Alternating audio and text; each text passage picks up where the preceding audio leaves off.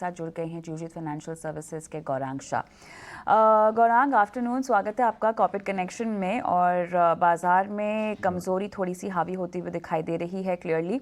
अब ये बताएं कि इस गिरावट पर आप किस तरह का आकलन पेश कर सकते हैं और ख़रीदारी के मौके कहां पर?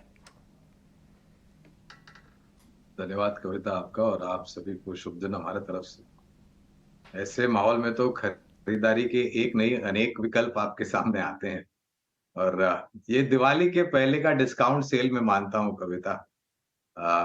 जिस प्रकार से पिछले 6 दिनों में लगातार हमने जो स्तर खोए हैं, और काफी अहम स्तर जो कि अगस्त के भी एक बहुत बड़ा सपोर्ट था 19,200 का, वो भी तोड़ दिया है। मौजूदा स्तर करीबन 18,885 के आसपास, 240 पॉइंट की गिरावट। छोटी मध्यम अवधि में क्या संकेत उभर करके आते हैं खाड़ी में से, जहां पर ये परिस्थिति खड़ी हुई है, उसका अंदाजा कोई लगा नहीं सकता है। बॉन्ड यील्ड्स को लेकर के अमेरिका में अनिश्चितता का वातावरण है, और शायद थोड़ा बहुत और झिझक सकता है बाजार इन सब मुद्दों को लेकर के। लेकिन अगर समय की पाबंदी नहीं है, तो एक एक नहीं अनेक विकल्प आपके सामने रखना चाहूंगा, एक-एक करके, बहुत ही चुनिंदा क्षेत्र में से। तो कैपिटल गुड्स इंजीनियरिंग में से एल&टी है, बैंकिंग सेक्टर में से एचडीएफसी बैंक है, आईटी सेक्टर में से एलटीआई माइंट्री जैसी कंपनियां हैं।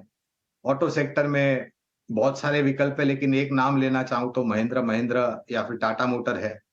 और सीमेंट, जो कि काफी अच्छा लगता है हमें, वहां पर अल्ट्राटेक, जो कि एक बहुत बड़ी क्षमता के आधार पर, उत्पादन क्षमता के आधार पर एक कंपनी है।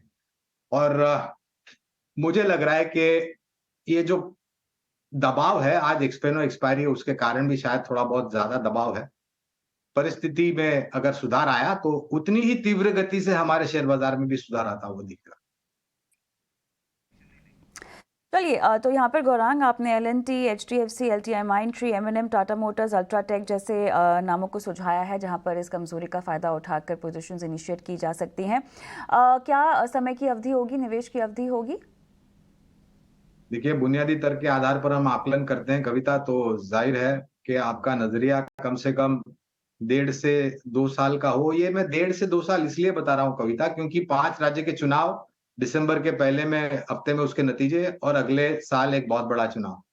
तो आप इन सब चीजों को ध्यान रख करके शेयर बाजार में निवेश कीजिए, और उसी लिहाज से आप अपनी समय सीमा भी बड़ी रखें, क्योंकि एक चीज में से अभी तक उभरा नहीं है, और 10 चीजें सामने खड़ी हैं शेयर बाजार के सामने, स्थानीय रूप में, अंतर्राष्ट्रीय स्तर पर।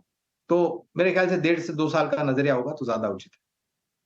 1.5 से 2 साल का नजरिया, एल&टी, एचडीएफसी, एलटीआई माइंट्री, एम&एम, टाटा मोटर्स, अल्ट्राटेक, जहां पर गौरांग को लग रहा है कि मौके हैं फिलहाल कमाई के। लेकिन झटपट कैनरा बैंक के नतीजे आ गए हैं। फर्स्ट सेट ऑफ नंबर्स जो सामने आ रहे हैं दूसरी तिमाही के, आपको एक बार बता देते हैं स्क्रीन पर। मुनाफा देखिए, लगभग 42.8% बढ़ता हुआ 3606 करोड़ पर यह आंकड़ा आया है। एनआईआई लगभग 19.8% बढ़ी है, 8,930 करोड़ पर यह आंकड़ा आता हुआ देखा गया है। स्टैंड अलोन आय अगर हम देखें तो 26,838, और इसमें जो बढ़त दर्ज हुई है वो लगभग 33.5% की दर्ज होती हुई दिखाई दे रही है।